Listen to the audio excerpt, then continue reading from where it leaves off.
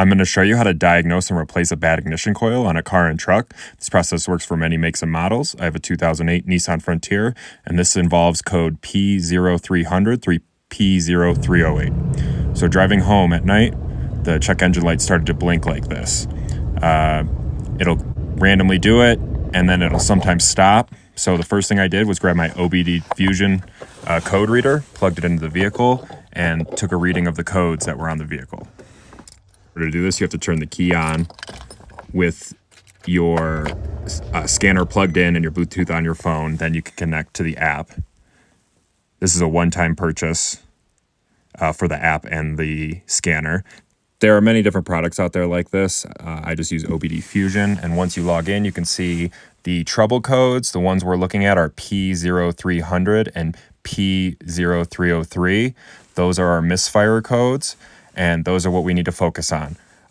You'll get a random misfire code, P0300, when you have a bad cylinder, but if you can get the cylinder number P0303, that'll drastically help our diagnosis. So since we know we have code 303, our trouble is with cylinder 3.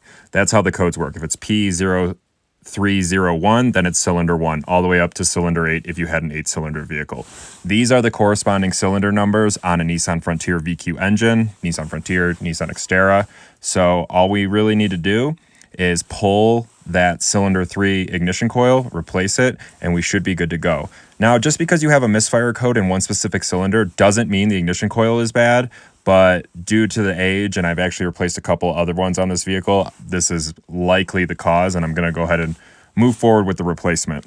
So I just went to my local auto parts store, bought the replacement ignition coil, and we're going to try to put it in. So I just wanted to show you what it looks like, and this is the side we're not going to be working on, 2, 4, and 6. We're going to be over here on the passenger side, 1, 3, and 5. 3 is the middle. You can kind of see it here. It's blocked by the intake. It's a good thing we're not removing the forwardmost ignition coil, because that one will take some extra work with the intake manifold, but we are able to slip 3 ignition coil out as opposed to 1. 1's the most difficult. So the only thing we really need is a 10 millimeter socket with an extension, just to loosen the bolt that holds the ignition coil in. Once you get that out, hold that to the side. And it would be easier if we loosen the intake, but you can just finesse this ignition coil and bend it just slightly, and it will slip out. It's probably not the best for it, but we can get it out without more part removal. So we got the new one. It should look exactly the same, whether you're buying OEM or auto parts store, and you just put it in the same way you got it out. You got to put that end in there. Make sure that it slides in there to cover the spark plug completely. Once it's in there, and it's seated completely, the screw will seat it the rest of the way. But just make sure you pushed it firmly on top of that spark plug. Now I'm just putting the bolt back in, the 10 millimeter bolt. Once you thread it by hand, you can then get your socket back in there, tighten it down. These only need to be a few foot-pounds tight, 5 to 10, nothing dramatic.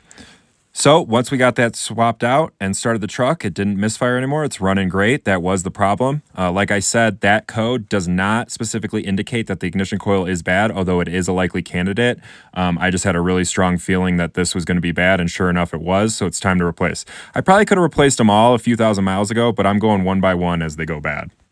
And just a tip, in case you don't want to spend the money on the new ignition coil or all of them, and you're trying to figure this out, if you can identify which cylinder has the trouble code P0303, code P0303, then you could swap that with cylinder 5. So you swap the coil from 3, put it on 5, put 5 on 3, run the truck for a few miles. If you find that the trouble code has changed cylinders now to code P0305, you are absolutely sure that that original ignition coil that was in 303, or rather cylinder 3, is bad. So that's a nice tip moving forward. If you found this content helpful, please hit the like button and subscribe to the channel. Almost at 1,000 subscribed, so please subscribe.